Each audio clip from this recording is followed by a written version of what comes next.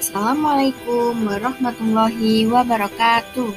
Selamat pagi anak-anak kelas 4. Kembali lagi dengan Ustazah Nia pada KBM Online hari ini, hari Sabtu tanggal 10 Oktober 2020.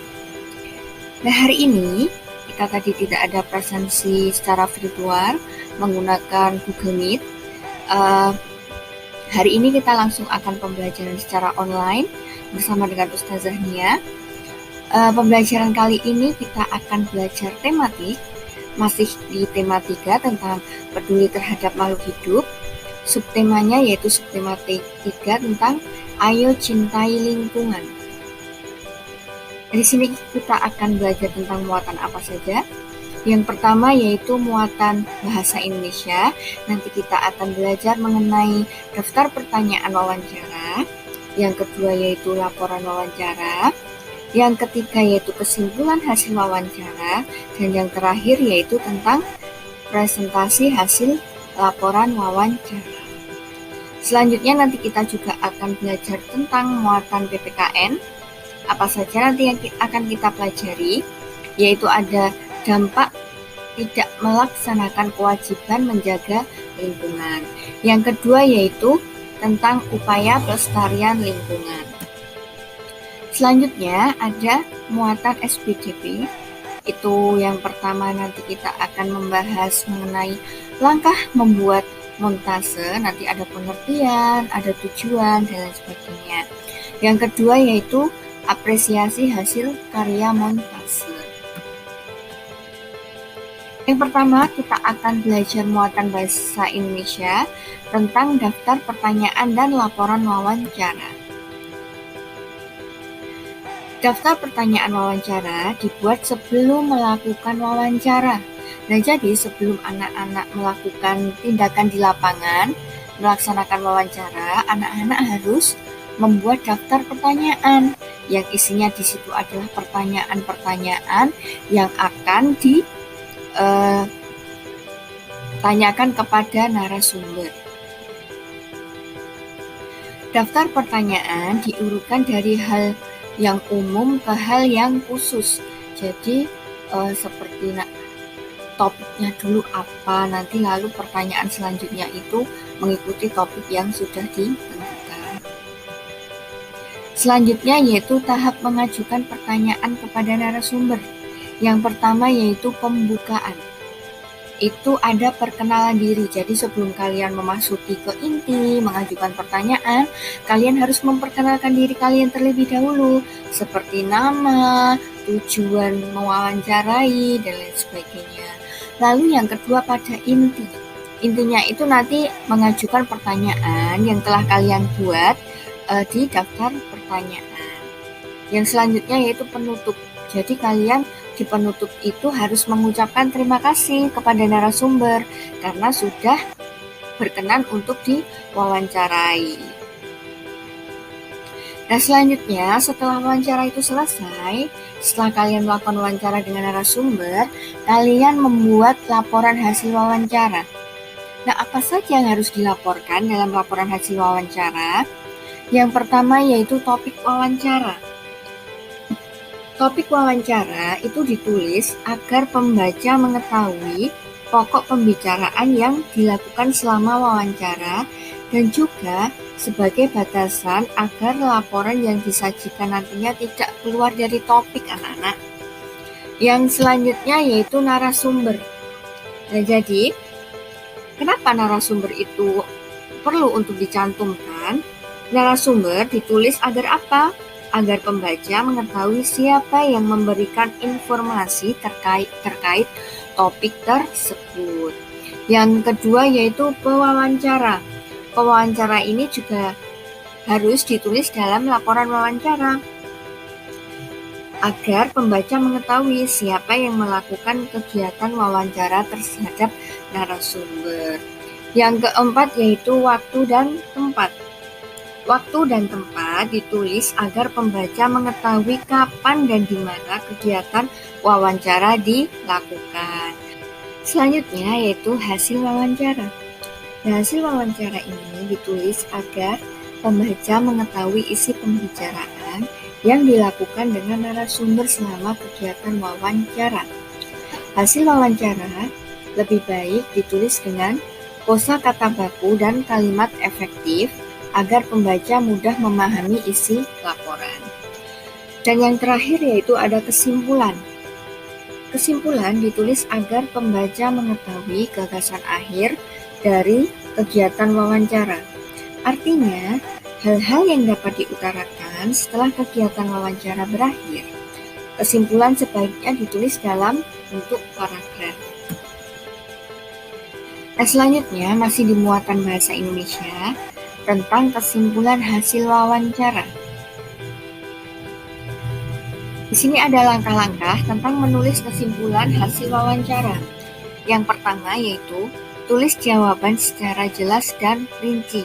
Jadi tidak bertele-tele, tidak usah terlalu panjang, intinya saja. Yang kedua yaitu baca dan pahami kembali jawaban narasumber. Yang ketiga, lakukan pengelompokan jawaban yang mengandung inti topik wawancara. Yang keempat, tentukan ide pokok yang mengandung topik wawancara. Yang kelima, tentukan kalimat utama yang menjadi inti pembahasan wawancara. Selanjutnya yaitu tentukan kalimat penjelas yang mendukung inti topik berdasarkan jawaban narasumber. Selanjutnya, itu tentang gunakan kalimat efektif agar kesimpulan tidak terlalu panjang dan bertele-tele.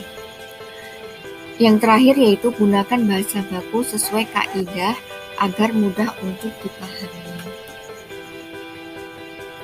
Selanjutnya masih di muatan bahasa Indonesia tentang presentasi laporan hasil wawancara. Jadi tahap akhir dalam rangkaian wawancara itu presentasi laporan hasil wawancara. Sebenarnya apa itu tujuan mempresentasikan laporan hasil wawancara? Yaitu untuk membagi informasi kepada orang lain tentang wawancara yang telah kita lakukan. Presentasi yang baik sebaiknya dilakukan dengan cara sebagai berikut. Yang pertama yaitu membuka presentasi dengan ucapan salam. Jadi sebelum presentasi dimulai kita harus mengucapkan salam terlebih dahulu. Yang kedua yaitu memperkenalkan diri dan menjelaskan maksud dan tujuanmu melakukan presentasi menggunakan bahasa yang santun. Yang ketiga, menyampaikan laporan hasil wawancara sebaik mungkin. Dan yang keempat, menyampaikan materi atau hasil wawancara dengan jelas dan rinci. Nomor 5, cara menyampaikan boleh seperti bercerita, jadi tidak terlalu formal. Yang selanjutnya yaitu hasil wawancara disampaikan secara komunikatif atau menggunakan bahasa yang mudah dipahami. Yang ketujuh, saat menyampaikan laporan, sesekali perhatikanlah orang yang menyimak. Dengan kata lain, tidak selalu membaca teks. Yang kedelapan, jika kesulitan untuk menghafal teks, sebaiknya kamu menggunakan catatan kecil berisi poin-poin hasil wawancara. Tapi jangan sampai kalian seperti membaca terus, itu tidak boleh. Yang kesembilan yaitu presentasi diakhiri dengan ucapan terima kasih dan salam. Nah, selanjutnya kita akan ke muatan PPKN. Itu yang pertama tentang dampak tidak melaksanakan kewajiban menjaga lingkungan. Kita harus melaksanakan kewajiban untuk menjaga lingkungan. Seperti membuang sampah sembarangan, itu dapat mengakibatkan sungai dan selokan tersumbat, bisa juga mengakibatkan banjir. Nah, mengapa kita itu diwajibkan untuk menjaga lingkungan? Itu tentunya agar terjadi keseimbangan antara lingkungan dengan alam. Nah, jadi kegiatan-kegiatan yang dapat merusak alam itu harus kita hindari.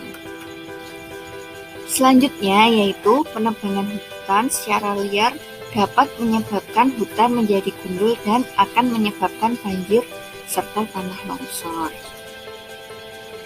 Nah, dampak dari banjir itu apa saja untuk lingkungan? Yang pertama yaitu lingkungan menjadi kotor, yang kedua banyak lumpur, sampah berserakan, penyakit diare, dan juga kurang ketersediaan air bersih.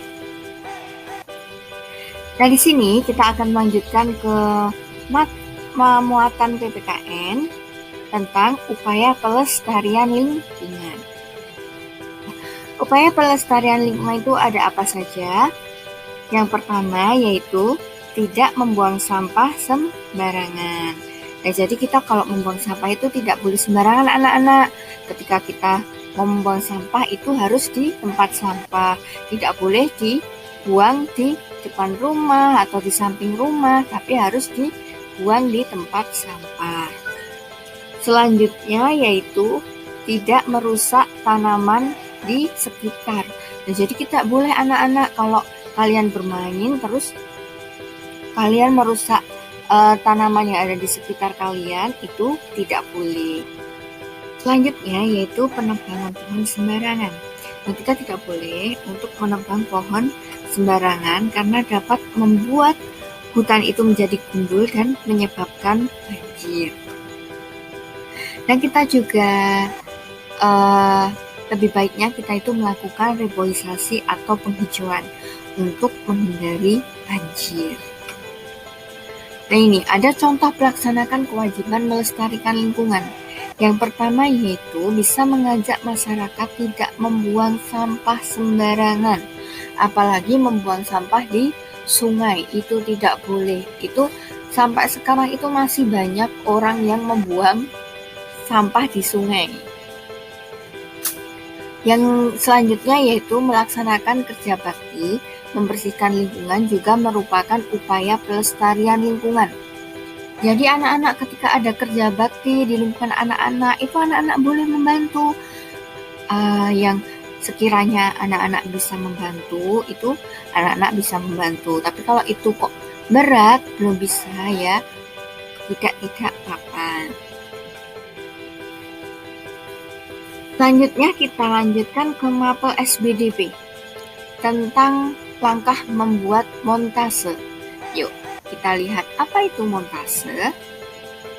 Jadi montase adalah karya seni yang dibuat dengan cara memotong gambar-gambar objek dari beberapa sumber, kemudian ditempelkan pada satu bidang sehingga menjadi kesatuan karya seni.